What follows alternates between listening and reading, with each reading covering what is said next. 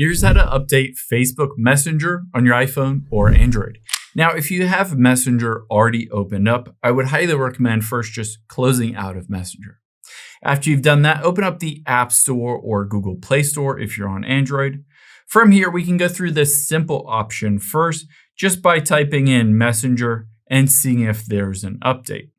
Now just tap on Messenger here, and instead of open, if it says update, just tap on update to get the latest version.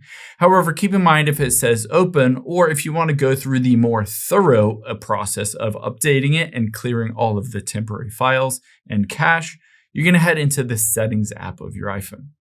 Now from here, you're going to tap on General and then iPhone Storage. If you're on an Android phone, again, just go to the settings app and find the Messenger app on there. Clear the cache and the storage for that.